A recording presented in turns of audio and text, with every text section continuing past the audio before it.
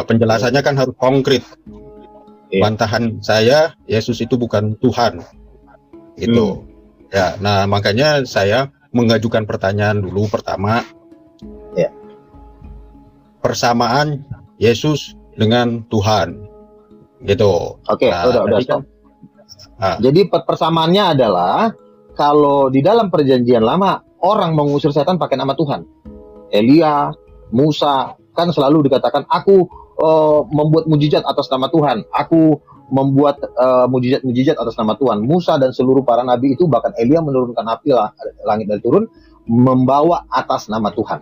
Nah sekarang di zaman perjanjian baru, Yesus berkata, usirlah setan dalam namaku, bikin mujizat dalam namaku, buat semua tanda-tanda heran dalam namaku. Berarti kan sama. Di dalam perjanjian lama orang membuat mujizat atas nama Tuhan, di dalam perjanjian baru orang membuat mujizat atas nama Yesus. Itulah persamaannya. Oke, silakan. Oke, nah jadi tadi di sini kamu sedikit menerangkan persamaan Yesus dengan Tuhan adalah karena Yesus sanggup membuat mujizat mengusir atas namanya setan. sendiri. Atas namanya sendiri. Nah, atas namanya sendiri. Ya, Ya, betul. Itu salah satu bukti kalau Yesus itu Tuhan. Betul. Ya, itu kan kriteria untuk kamu kan gitu ya, bro ya. Iya. Iya. Nah, oke. Sekarang kalau spektrum Tuhan, menurut kamu itu kayak gimana, bro? Apa tuh spektrum? Maksudnya apa? Spektrum itu apa? Eksistensi boleh, terus sosoknya itu kan, tindak tanduknya, sifatnya yang sangat luas gitu. Iya. Apa, bro? Tuhan ya, yang Ya, saya tanya bilang. Tuhan, bukan Yesus. Iya, Tuhan itu tidak ada, dia penguasa tertinggi, tidak ada di atasnya dia pemegang kekuasaan tertinggi. Jadi tidak ada lagi kuasa yang bisa menandingi Tuhan. Nah karena Yesus mengusir setan dalam atas namanya sendiri, membuat mujizat atas nama sendiri, ya berarti dia Tuhan. Karena dia melakukan semua kuasa-kuasa itu atas namanya sendiri, bukan atas nama siapa-siapa. Misalnya, aku mengusir setan atas nama Bapa, bukan. Yesus berkata, usirlah setan dalam namaku, bukan atas nama Bapa. Salah besar. Oke, jadi Yesus itu lebih hebat daripada Bapa, lebih besar, lebih berkuasa daripada Bapa gitu ya. Yesus satu dengan Bapa. Bukan Yesus lebih hebat dari Bapa. Tidak ada ayatnya Yesus lebih hebat dari Bapa, tetapi Yesus satu dengan Bapa. Satu dengan Bapa ini yang perlu harus dikaji luas-luas. Jangan karena Yesus berdoa, oh berarti Yesus terpisah dengan Bapa. Salah.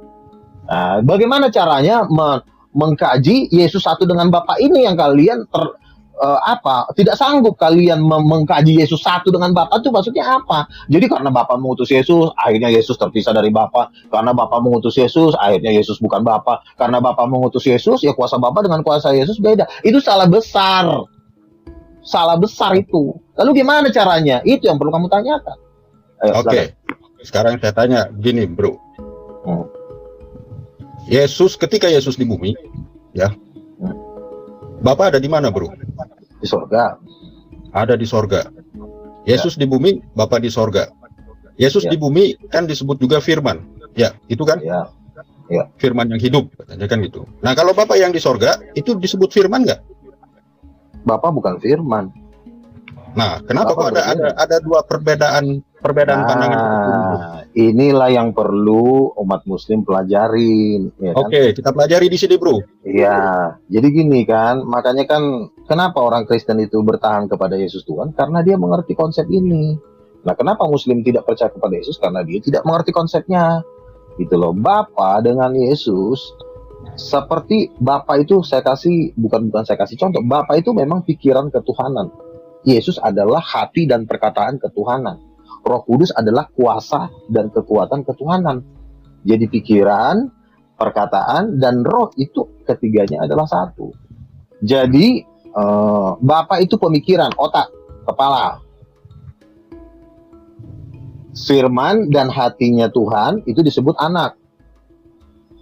Roh, kuasa yang menggerakkan kekuatan dari kealahan disebut Roh Kudus. Pikiran, hati, dan kuasa itu satu. Ketiganya adalah satu, tidak boleh terpisah. Makanya Yesus berkata, aku tidak dapat berbuat apa-apa dari Bapa. Lalu Yesus keberadaannya sebagai apa? Ya sebagai Allah, sebagai pemilik. Dia kan hatinya Bapa. Makanya dia bilang usirlah setan dalam namaku. Apakah Yesus penguasa? Jelas, uang di hatinya Bapa. Hatinya Bapa siapa? Iya, Bapa itu sendiri. Satu dengan Bapa. Makanya dia disebut firman. Firman itu keluar dari mulut. Nabi mana ada yang keluar dari mulut? Nabi itu turunannya Adam. Ayo, silakan. Oke, bro. Pertanyaannya, bro. Apakah Yesus ketika di dunia ini dia berkuasa dan mempunyai kuasa? Jelas, dia bilang usirlah setan dalam namaku. Setan itu jumlahnya berapa? Miliaran, ratusan juta. Orang ya, 10 orang aja melawan setan aja nggak bisa. Nah, Yesus sekali ngusir, itu bisa 15 juta yang kelempar. Kalau Yesus mau ngelempar ke jurang maut kan bisa. Makanya waktu orang-orang kerasukan setan yang di babi itu, kan dia bilang, tolong jangan lempar kami ke jurang maut, suruh kami masuk ke babi. Berarti ada 2000 setan. Dan itu cuma ngomong dalam nama Yesus. 15 juta setan bisa kelempar, berarti kan Yesus Tuhan. Jelas gak? Sangat jelas. Apalagi yang mau dibantah. Oke. Sekarang, halo? Ya, silakan. Apakah hanya sampai di situ saja kriteria tentang kemahakuasaan Yesus hanya untuk melempar Yesus yang disebut Tuhan hanya untuk melempar setan saja, bro? Satu, musuh utama manusia itu setan. Ya, kalau misalnya kamu nih, kalau yang di belakang Iqbal ini yang mendorong kamu untuk berbicara, bisa saya katakan setan. Kenapa? Karena setan itu cuma takut sama nama Yesus. Jadi yang mendorong seseorang berbicara di muka bumi ini sebenarnya bukan dia. Kenapa bukan dia? Loh, kok bisa semua di muka bumi ini dikuasai oleh setan? Baik pembicaraannya, baik tingkah lakunya, itu di bawah naungan setan. Makanya Yesus datang sebagai juru selamat. Kamu harus menyebut namaku, supaya setan itu pergi. Nah, Iqbal nih sekarang nih tidak menyebut nama Yesus. Jadi sangat penting pengusiran setan itu. Itu berbicara tentang kuasa. Ya, gitu. Apakah hanya mengusir setan? Loh, bukan. Yesus bangkit dari antara orang mati, itu juga membuktikan bahwa dia Tuhan. Darah Yesus bisa memberikan hidup kekal kepada 7,6 miliar manusia. Bisa darah Yesus satu orang, 1 banding 7,5 miliar. Dia bisa memberikan hidup kekal. Kita ngongkosin orang makan di warteg aja, sekali makan aja mungkin masih mikir. Ya, makan 2-3 kali. Kita traktir teman kita di warteg aja, kadang-kadang kita harus minjem duit. Nah, Yesus mau ngasih hidup, bukan cuma ngasih makan. Pernah Yesus ngasih makan 5.000 orang. Sekarang Yesus mau memberikan hidup kekal kepada 7,5 miliar orang. Nabi ngasih makan, Nabi memberikan hidup kepada 1 orang aja nggak bisa. Bahkan memberi makan, menafkahi 1 orang aja Nabi belum tentu bisa. Nabi paling mungkin bisa menafkahi anak istrinya, tapi menafkahi 20 orang belum tentu bisa. Tapi Yesus ngasih, bukan cuma ngasih makan, ngasih hidup kekal buat seluruh muka bumi ini. Ya. Jelas-jelas Yesus bilang usirlah setan dalam nama aku kok, bukan dalam nama Bapa, tapi dalam nama aku. Berarti Yesus bisa berbuat apa-apa dari dirinya. Lalu yang dimaksud dengan tidak dapat berbuat apa-apa dari dirinya, ya karena Bapa, Firman, dan Roh Kudus itu harus bekerja sama, nggak bisa jalan sendiri. Yesus tanpa Bapa nggak bisa berbuat apa-apa. Bapa pun tanpa Yesus nggak bisa berbuat apa-apa. Halo? Udah ini kali dia. Tuhan bisa di mana-mana, bukan berarti karena ia turun, ia tidak di atas. Ya, tapi kan kamu juga jangan salahin kalau Tuhan turun jadi manusia. Kamu aja nyari-nyari Tuhan. Allah, di mana Allah? Ya Allah. Kamu aja sama Rasul aja, rindu kami padamu ya Rasul. Sama Rasul aja kamu rindu. Masa kamu nggak mau ketemu Tuhan sih? Hanya setan lah yang nggak mau ketemu Tuhan. Saya mau ketemu Tuhan. Saya mau Tuhan jadi manusia supaya bisa berbicara dengan saya. Kamu ini bukan anak Tuhan ya, sehingga kamu maunya ketemu. Jangan mau ketemu setan mulu, kita harus ketemu Tuhan. Giliran pas mau ketemu Tuhan, kamu nggak mau. Tapi kan Tuhan nggak kelihatan. Tuhan kan nggak bisa diserupakan. Itu kan kata elu. Balik lagi. Oke. Tadi Yesus bisa mengusir setan. Itu salah satu yang kamu bilang kriteria sebagai itu wajib itu. Kriteria Tuhan itu wajib. Ya. Tapi dukun banyak, bro. Orang Hindu, orang Buddha bisa mengusir setan, bro. Nah, inilah pertanyaan yang sangat bagus. Dukun bisa mengusir setan. Misalnya abang dukun ya, dukun bisa mengusir setan. Oh, saya sering mengusir setan. Gimana sih kronologi pengusiran setan? Ya udah dia pergi, setannya pergi. Gimana cara? Oh, pokoknya kalau dia udah berbusa-busa begini, tiba-tiba diam, setannya udah pergi. Oh, gitu ya. Kalau lo dibohongin setan, setan kan pembohong. Emang lo ngelihat setannya pergi? Enggak. Kan nggak ada yang lihat kalau setan itu pergi. Apakah gara-gara begini? Oh, dibacain. Allahu di dalam nama Allahnya patung belantara di dalam nama setan. Tiba-tiba orang yang kayak gini, Oke, setannya bro, pergi. bro. Bentar. Ya. Oke, Apakah oke. setannya pergi? Pertanyaannya siapa yang lihat setan itu pergi? Lu ngelihat. Tapi kan saya Artinya nggak bisa ngelihat pertanyaan setan. yang Saya nggak bisa. sama, bro. Pertanyaan yang sama, ya. Itu bisa diterapkan juga kepada Yesus. Gitu, bro. Apakah Gimana? Yesus melihat setannya pergi? Jadi begini, kalau kamu tahu kronologi pengusiran setan begini. Katakanlah di sebelah kiri saya ada 15.000 setan. Bukan satu, 15.000. 15.000 setan berbaris. Lalu pada waktu saya berkata dalam nama Yesus, bukan ujuk-ujuk kalian berpikir kalau pengusiran setan itu hanya sebatas kesurupan. Baru tiba-tiba diam, setannya pergi. Aduh, tolol banget Terus gitu. apa coba Mengusir penjelasannya gimana, bro? gini, iya dengerin. Nah, Oke. makanya kamu harus punya kuasa untuk melihat. Tapi saya nggak punya, itu derita lo. Bukan, Kamu bro, yang bukan lihat derita, setan. bro. Bro, Iya kita nih, dialog, bro. ini Bro, iya, di sini gua jangan tahu. perspektif Kristen, bro. Kita beda keyakinan, bro. Ini Iya, di sini dengerin kita gua dulu menguji, kan. bro. Ini kan iya, ini kan arti apa? Cara gua aja, artinya bukannya lagi membantah lo. makanya beda, bro. Beda. Gua Oke, lagi terus nggak lanjut, ngomong bro. sama lo, gua lagi acting nih, gua lagi nggak ngomong sama lo ngerti nggak maksudnya? Ya. Gua lagi acting. Ya, lanjut, Lo diam bro, dulu. lanjut. Iya, Lanjut, lo bro. diam dulu. Jadi kan kata dukun, gua ngusir setan. Gua tanya sama dukunnya, emang lu ngeliat setannya? Oh, setannya gua ngeliat. Nah, terus yang lo lihat apa? Ya gua cuma tiba-tiba ngeliat aja setannya pergi. Nggak bisa begitu ngusir setan. Ngusir setan tuh begini kronologinya. Katakan, setan itu jumlahnya berapa? Bisa 1.000, bisa 2.000, bisa 15.000 setan di sebelah kiri saya. Lalu saya berkata begini, di dalam nama Yesus, aku usir. Maka akan datang 20.000 malaikat dari sebelah kanan saya ngejar itu 15.000 setan. Emangnya Jadi kamu melihat ada kronologinya malaikat datang, bro? Oh, berarti lu udah ketinggalan zaman dong berarti. Enggak dong, bertanya, bro. Boleh dong bertanya. Boleh nggak bertanya, bro? Iya, tapi kan artinya gini, santai aja, lu jangan emosi. Memang gaya gue begini. Enggak, bukan, Jadi bro. begini. Ini kita dialog, Iya. bro. Nggak emosi, bro. Iya, Santai, bro. iya. Jadi pengusiran setan itu, lo harus melihat setan itu diinjek-injek. Pernah nggak ngelihat malaikat itu marang kepala setan? Itu lo harus ngelihat. Kalau lo kagak ngelihat, ini namanya dunia. Iblis itu penyesat dan pembohong nomor wahid di seluruh muka bumi ini. Pembohong. Kenapa dia bisa bohongin manusia? Karena manusia nggak bisa ngelihat setan. Makanya coba kalau kita bisa ngelihat setan, nggak mungkin kita dibohongin dia. Namanya juga si pembohong. Makanya saya bilang kalau ada orang ngaku ngelihat setan, dia ngelihat nggak para malaikat mengejar tuh setan. 15.000 setan di sebelah kiri saya. Maka 20.000 malaikat Tuhan utus untuk mengejar setan itu. Bro, Silakan. sama aja, bro. Dukun juga itu banyak di TV-TV, bro. Iya, Acara-acara sekarang lu ngelihat. Sekarang gua tanya, dukunnya ngelihat nggak kalau setan itu pergi? Lihat tuh. Ngelihat dari Coba, orang. Sekarang gua lihat. tanya, Iya, sekarang gua tanya, dukunnya ngelihat malaikat nggak? Sebentar, bro. Bagian saya nih nerangin, bro. Oke?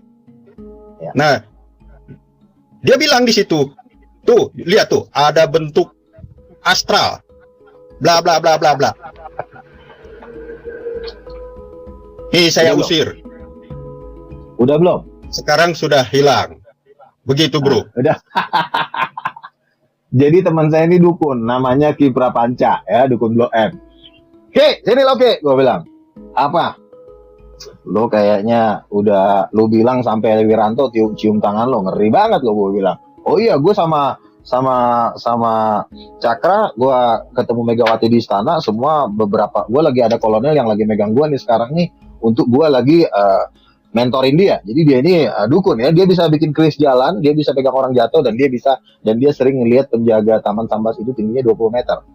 Itu namanya si Ki Prapanca. Lalu di sampingnya ada pengacara namanya Cakra. Gue bilang, Cakra, lo kan ya, si Ki Prapanca kan ngawal lo nih. Ya, katanya. Dia katanya ngelihat setan. Ya, ngelihat setan, oke. Dia pernah ngelihat malaikat ganteng yang rambutnya emas tinggi 20 meter gak? Wah, kalau itu gue gak pernah lihat tuh. Kata gitu. Ya berarti lo belum ngeri dong. Yang lo lihat jelek apa ganteng? Gue bilang, ya semua mukanya hancur sih. Oh berarti lo belum ngeri. Langsung pengacaranya ngomong gini, gila lo juga, cuma lo doang yang berani ngomong gitu sama dia dan dia nggak bisa ngomong lagi. Jadi artinya kalau lo tidak bisa melihat kerajaan sorga, malaikat, Mikael, Gabriel lo kagak bisa ngelihat, ya lo mending makan tempe aja, lo perbanyak. Ngusir-ngusir setan, yang dilihat setan. Lu ngusir setan, lu ngelihat malaikat, lu baru malaikat itu parang kepala setan. Begitu kronologinya. Bro, ya. Emang malaikat bisa dilihat bro sama mata manusia bro? Ya elah, makanya bro. Makanya lu minta kuasa sama Yesus biar lu ditunjukin para malaikat. Ucok. Jangan dakwah bro, kita lagi dialog bro, jangan dakwah bro. Iya justru karena dialog sekarang gua tanya lu pernah, Ustadz lu pernah ngeliat malaikat gak? Gak ada bro, gak ada yang bisa ngeliat malaikat bro. Sendiri. Orang banyak yang lihat, teman gua aja ngeliat Mikael kok. Mikael itu tingginya 10 kali dari manusia. Pucok. Banyak coli nih kayaknya. Udahlah. Ayat Alkitabmu bro. Loh, malaikat itu nabi-nabi turun. Wah, inilah kebanyakan coli begini. Bro, itu yang banyakan coli bro. Aduh bro. Bro, dialog nih bro, kita ditonton lo bro. Aduh gimana sih bro. Makanya kan gue udah bilang, lo harus ngeliat malaikat. Kan Yesus bilang begini. Dengerin dulu. Yesus berkata, tidakkah kamu tahu bahwa aku bisa memanggil 12 pasukan malaikat? Satu pasukan malaikat itu jumlahnya 6.000. 6.000 malaikat dikali 12, itu 86.000. Satu malaikat bisa bunuh 100.000 orang. Berapa juga? Mau 10 miliar juga gak masalah bro. Ya lo diam dulu. Lo gak pernah ngeliat malaikat, lo diam dulu. Kecuali Ustadz lo pernah ngeliat malaikat. Baru gue belajar sama Ustadz lo. Nah Ustadz lo kagak pernah ngeliat malaikat, ngapain gue belajar? Ngomongin, ini nyonyo. Udahlah coli aja sama setan lo. Bro, udah lihat setan belum bro? Malaikat aja kita ngeliat. Lo pernah nggak teman gue Noralino? Ya. Udah jawab aja bro. Udah pernah lihat setan belum bro? Dengerin dulu teman gue. Jawab aja bro. Pertanyaan gampang aja. Diam. Orang kau diam. Si Rali ngelihat ya. Itu setan lagi main di di musola. Dia lagi ngeliat barangnya segini. Biar lo tahu. Jangan ngeliat setan, ngeliat barangnya setan lagi segini. Gila. Rali bilang sama gua, "Gak lo ngeliat gak apa? Itu di musola kenapa? Oh gila barangnya gede banget, gua ngeliat lagi pada main setannya." Bro, sorry nih ya gua. Bro, yang gua tanya itu lu bro, udah pernah lihat setan belum bro? Oh pernah. Gimana? Orang gua pernah badan gua pernah diangkat begini, kurang ajar gua. Gua lagi tidur, kaki gua diangkat ke atas. Gila di setan kacau. Bro. Kan yang gua tanya lihat bro. Bro, yang gua tanya lihat, bukan kaki lu yang ngerasain. Iya, sama aja. Gua lagi tidur itu. Bro, emangnya melihat? Banyak. Sama bro. Tim pendoa gua yang lihat setan bro, itu sangat banyak. Melihat sama mencium sama bro. Bahasa dari mana tuh bro? Ya intinya tim pendoa gue itu udah kerjanya ngeliat setan. Bro, yang gua tanya lu bro, kan lu yang dari tadi. Lu tanyaan gua nggak perlu, lu nggak perlu tanya gua. Artinya yang banyak ngeliat teman-teman gue yang ngeliat malaikat itu, gua banyak ngeliat malaikat. Kenapa jadi larinya ke teman lu bro? Iya sekarang gue tidak begitu. Bro, kita dialog, tetapi kita tidak bisa. Kita kalau lu berdialog membawa atas nama diri sendiri, lu nggak usah dialog. Kita membawa atas nama agama di sini. Ini kan dialog agama, bukan dialog pribadi. Iya makanya gue tanya, Ustadz lo pernah nggak ngeliat malaikat? Nggak ada. Udah diam lo. Udah coli aja. Aneh lu. Kalau kagak pernah. Setan nggak ngeliat, malaikat bisa lu lihat. Di ayat lu aja, di ayat kitab lu nggak pernah ada itu para malaikat bro.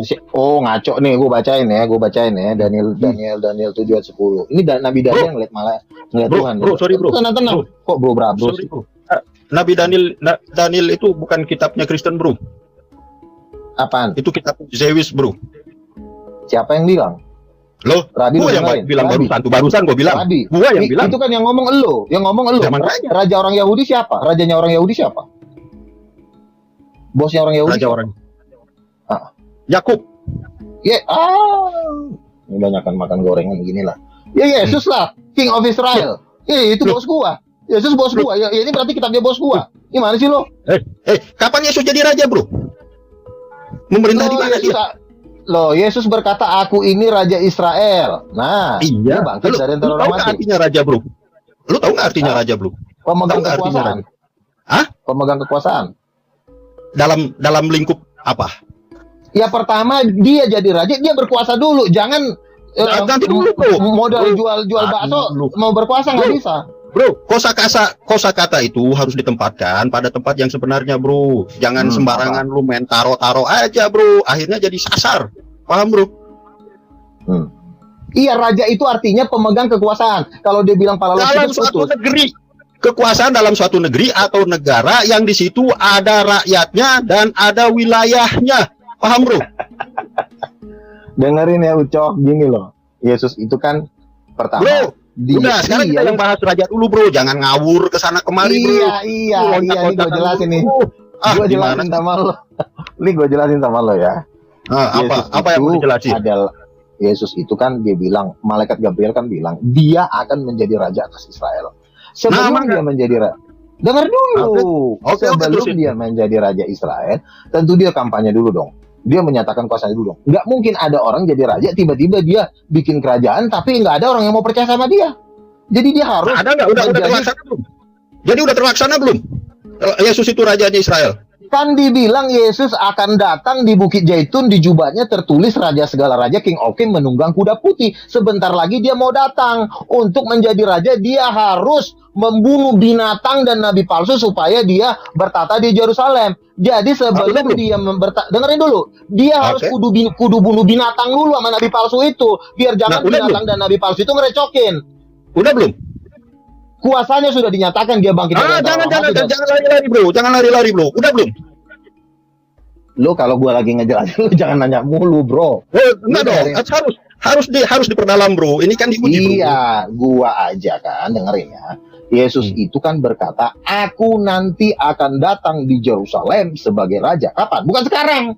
Cok. Yang bilang sekarang siapa? Yesus itu sekarang. Aduh, bro, bukan sekarang.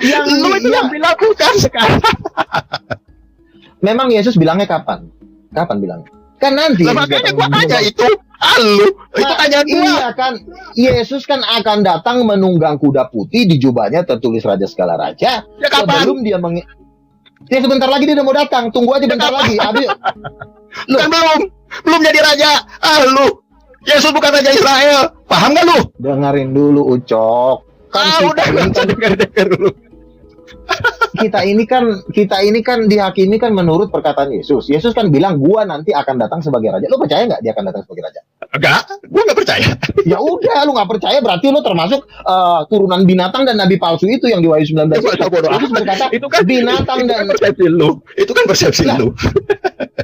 Tetapi kan Yesus membuktikan dia bangkit dari antara orang mati. Dia membuat mujizat. Ada jaminannya dong. Bro, gua nanya, mau ngapain Yesus bangkit dari antara orang mati, bro? Iya, sekarang gua tanya, lu juga ngomong-ngomong agama lu paling hebat, paling hebat, tapi kan buktinya nabi lu masih dikubur.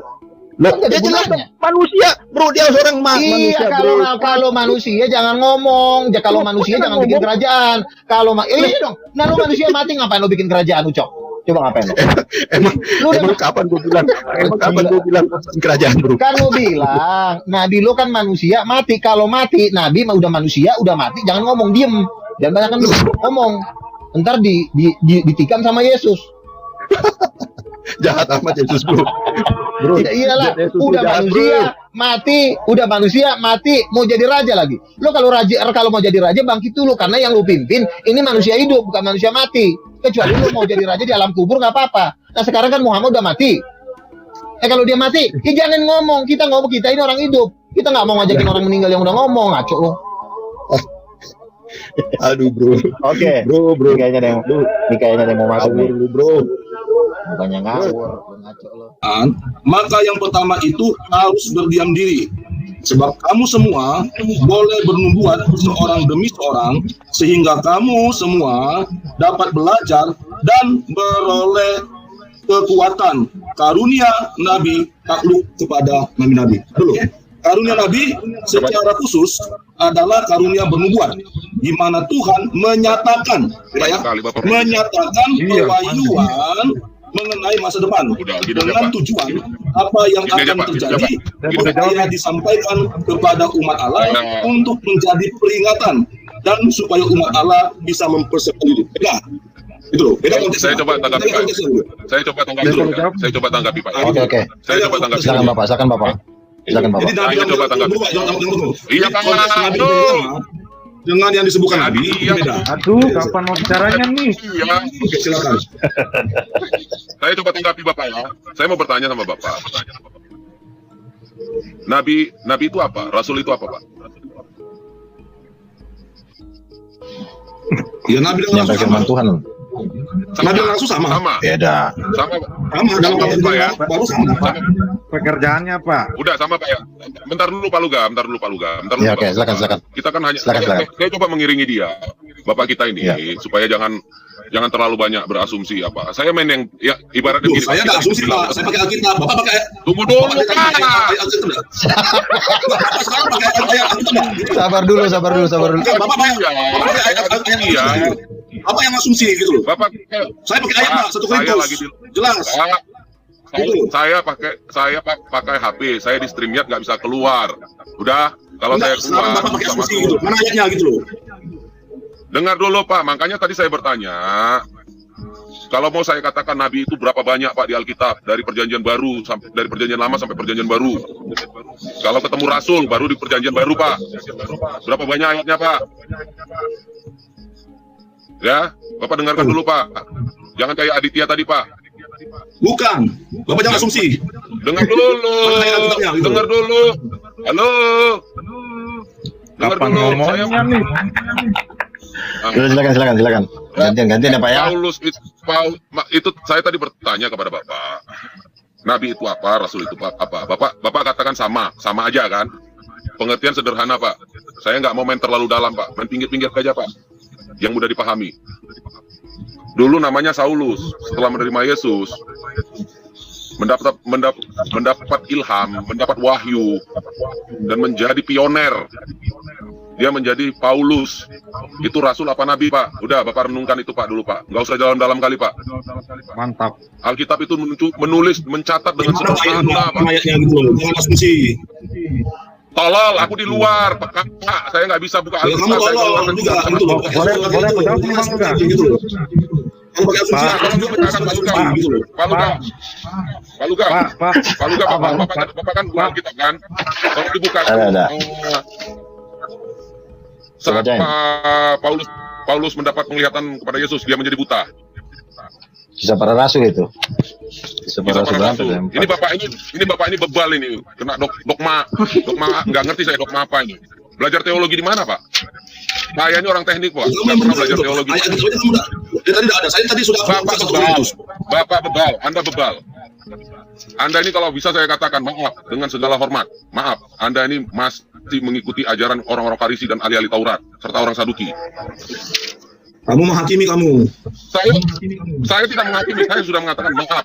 Dengan kata sederhana, saya pertanyakan kepada Anda, Sabar bagus. Rasul itu apa? Nabi itu apa? Sebagai gambaran, bagaimana dengan Paulus? Rasul Paulus. Bahkan ketika dia dan Barnabas berjalan ke Nubuatan Tuhan. Suara Tuhan. lah. Makanya tadi kan saya katakan dia apa Rasul yang paling pioner. Gitu loh. Saya tanya apakah Paulus juga tidak menyatakan suara Tuhan. Udahlah, kalau Boleh aku kawan-kawan ngomong sekalian, saya mohon maaf nanti saya kupas Bapak ini bisa gila. Shalom, selamat malam. Saya mau balik kerja. Boleh aku Shalom. ngomong nih? Asumsi aja. Udah Pak bagus, nggak usah dilanjutin lah. Intinya begini aja lah. Kan Asumsi aja, artinya kalau kamu. Bapak memang Ayat Alkitab aja kamu udah ada Gini. ngasih sama-sama ayat Alkitab. Gitu loh. Boleh aku tanya Bang Luga? Asumsi. Aku mau tanya Gitu nih loh. sama Bang Luga. Aku boleh bertanya Bang Luga? boleh. Aku mau tanya kriteria Nabi itu seperti apa Bang? Penjelasannya Bang? Intinya kan begini, setiap orang yang mendengar suara Tuhan langsung, bukan khotbah. Kalau khotbah kan mari kita buka begono begini. Nah, itu namanya pengkhotbah, penginjil. Tapi kalau Nabi itu misalnya dia lagi doa nih. Lagi doa, tiba-tiba malaikat datang, Tuhan Yesus datang, dan Tuhan berkata, besok akan terjadi kebakaran di petamburan misalnya gitu. Jam 10. Sampaikan kepada umatku supaya minggir mereka. Ah, itu namanya suara kenabian. Lalu orang yang mendapatkan suara kenabian itu adalah disebutnya di dalam Alkitab nabi.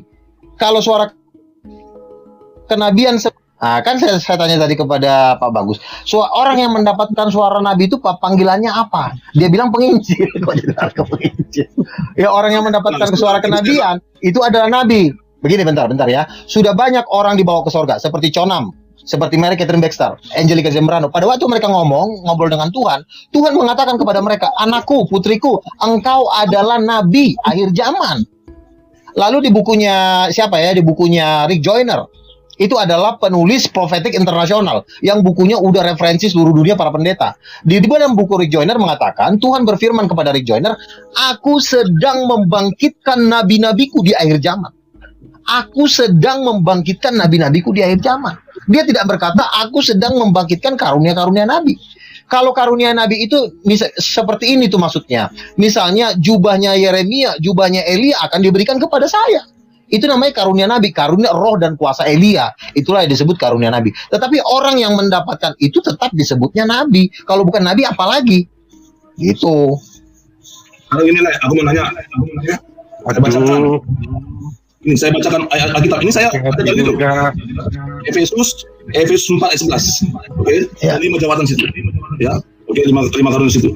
Oke, dan ialah yang memberikan baik rasul-rasul maupun nabi-nabi, baik pemberita Injil maupun gembala-gembala dan pengajar-pengajar. Nah, dalam konteks Efesus 4 ayat 11 itu berbicara tentang apa itu? Jawab. Ya karunia 5 jawatan ya itu kan karunia 5 jawatan. Itu jawabannya. Benar itu karunia 5 jawatan, benar. Itu loh. Lalu yang mendapatkan karunia rasul disebutnya apa? Karunia rasul gitu. Orang yang mendapatkan karunia rasul ya disebutnya tetap rasul. Sama seperti 24 tua-tua, ya. 24 tua-tua itu adalah 24 rasul. Itu 12 rasul akhir zaman dan 12 rasul akhir rasul Tuhan Yesus. Dan mereka tetap disebutnya rasul. Nilai aku jelaskan. Makanya tadi saya katakan simak tadi. Saya penjelasan tadi dari yang konteks 1 Korintus yang berapa tadi? 1 Korintus saja. Mereka disebutkan dalam konteks kisah para rasul itu disebutkan sebagai nabi. Oke? Itu loh konteksnya gitu loh. Kamu mendebatin apa yang nggak penting sebenarnya. Ya udah, kamu takut sama Islam nih kayaknya nih. Ngaku-ngaku nabi. Bukan, gitu. Saya mau meluruskan gitu loh. Enggak, supaya kita paham loh, memahami gitu loh. Saya meluruskan gitu loh.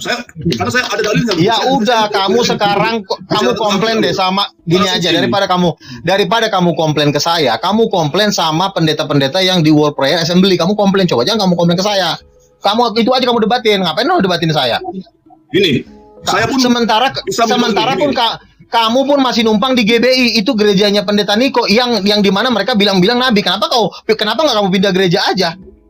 Saya bukan di gereja GBI ya. Jangan sembarangan. Di mana sekarang? Di mana sekarang kamu? Gereja Metodis saya. Oh, ya udahlah. Ya ngapain kamu udah beda doktrin ya, jangan usah didebatin. Namanya udah beda gereja. Saya mau jelaskan gitu loh. Saya pun ya. Nggak usah dijelasin. Begini, ajaran dari karismatik ajaran dari karismatik. Begini ajaran dari karismatik itu nabi masih ada. Ajaran di gerejamu nabi udah nggak ada. Ya udah selesai, nggak ada lagi perlu dibahas. Udah ajarannya seperti itu. Kita pun juga disebutkan nabi, imam, raja, gitu loh. Tapi bedanya konteksnya, konteksnya kita bicara nabi, imam, raja itu bukan seperti nabi, imam, raja pada saat perjanjian lama. Iya, itu kan menurut ajaran metodismu, itu kan menurut ajaran gerejamu, ajaran kitab, gitu loh.